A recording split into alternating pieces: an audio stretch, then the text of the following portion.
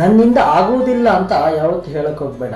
ನನ್ನಿಂದ ಆಗುವುದಿಲ್ಲ ಅಂತ ಯಾವಾಗ ನಾವು ತೀರ್ಮಾನ ಮಾಡ್ಕೊಳ್ತೀವೋ ಆವಾಗ ನಮ್ಮ ದೇವರ ಮೇಲೆ ನಮಗೆ ನಂಬಿಕೆ ಇಲ್ಲ ಅಂತ ಅರ್ಥ. ನಾವು ದೇವರ ಮೇಲೆ ನಂಬಿಕೆ ಇಟ್ಟಿದ್ದೀವಿ ಅಂತಂದರೆ ನಮ್ಮಿಂದ ಎಲ್ಲ ಆಗುತ್ತೆ.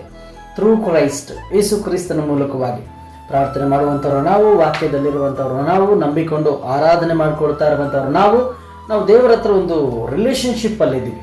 ಈ ಒಂದು ರಿಲೇಷನ್ಶಿಪ್ಪು ನಮ್ಮಿಂದ ಆಗಲ್ಲ ಅನ್ನುವಂಥ ಒಂದು ವಿಚಾರ ನಮ್ಮ ಮನಸ್ಸು ಹತ್ರ ತೆಗೆದುಕೊಂಡು ಬರಲ್ಲ. ನಾವೇನೇ ವಿಚಾರಕ್ಕೆ ಪ್ರಾರ್ಥಿಸಿದಾಗ, ಏನೇ ವಿಚಾರ ಬಗ್ಗೆ ನಾವು ಹೋರಾಡುವಾಗ ದೇವರದ ನಮಗೆ ಅನುಕೂಲ ಮಾಡ್ತಾನೆ. ಪ್ರಾರ್ಥನೆ ಮಾಡಿ ಕೂಗುವಂಥವರಿಗೆ ಹತ್ತಿರವಾಗಿರುವ ದೇವರೆಂಬುದಾಗಿ ಸತ್ಯವೇದ ಹೇಳ್ತದೆ. ಮತ್ತು ನೀನು ಪ್ರಾರ್ಥಿಸಿ ಕೂಗಿ ಕೇಳಿಕೊಂಡಾಗ ನಿನ್ನ ಮನೆಗೋಸ್ಕರ, ನಿಮ್ಮ ಮಕ್ಕಳಿಗೋಸ್ಕರ, ನಿಮ್ಮ ಆರೋಗ್ಯಕ್ಕೋಸ್ಕರ ದೇವರು ನಿಮ್ಮ ಮಾತು ಕೇಳಲ್ವಾ?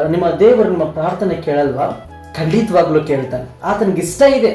ಆದರೆ ವಿ ಆರ್ ಗಿವಿಂಗ್ ಅಪ್, ನಾವು ಬಿಡ್ತಾ ಇದ್ದೀವಿ ಆಗಲ್ಲ ಅಂತ.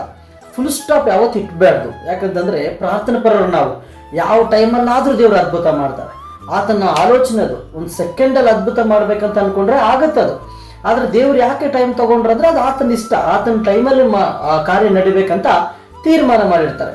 ನಾವುಗಳು ಅಂದ್ಕೊಳ್ಳೋದು ನಾನು ಅಂದ್ಕೊಂಡಾಗಲೇ ಆಗ್ಬೇಕಂತ. ನಮ್ಮ ಟೈಮ್ ಅಲ್ಲ, ದೇವ್ರ ಟೈಮ್ ಪರ್ಫೆಕ್ಟ್ ಟೈಮ್ ಆಗಿರ್ತದೆ. ಯವನಸ್ಥರಿಗೂ ಕೂಡ ನಿಮ್ಮೇನಾದರೂ ಕಾರ್ಯಗಳಾಗಬೇಕಾ, ದೇವ್ರ ಟೈಮ್ ಪರ್ಫೆಕ್ಟ್. ನೀನು ಬಿಟ್ಕೊಡ್ಬೇಡ್ರಿ ನಿನ್ನ ಭಕ್ತಿಯನ್ನು. ಕುಟುಂಬಸ್ಥರಿಗೂ ಕೂಡ ದೇವ್ರ ಟೈಮಲ್ಲಿ ಏನಾದರೂ ಕಾರ್ಯಗಳು ನಡೆಯುವಂಥದ್ದು ಬಿಟ್ಕೊಡ್ಬೇಡ್ರಿ. ನಮ್ಮಿಂದ ಆಗಲ್ಲ, ನಾವು ಸೋತು ಹೋಗಿದ್ದೀವಿ ಅನ್ನುವಂಥ ವಿಚಾರಗಳು ನಮ್ಮ ಬಳಿಗೆ ಬರುವುದು ಬೇಡ. I can do all things through Christ. ನಾನು ಯೇಸು ಕ್ರಿಸ್ತನ ಮೂಲಕ ಎಲ್ಲವನ್ನ ಮಾಡಬಲ್ಲೆ. ನಾವು ಭಕ್ತಿ ಮಾಡಿದ್ರೆ ಸಾಕು, ಪ್ರಾರ್ಥನೆ ಮಾಡಿದ್ರೆ ಸಾಕು, ಎಲ್ಲ ದೇವರು ನಮಗೆ ಅನುಕೂಲವಾಗಿ ನಡೆಸ್ಕೊಡ್ತಾರೆ. ಆಮೆನ್.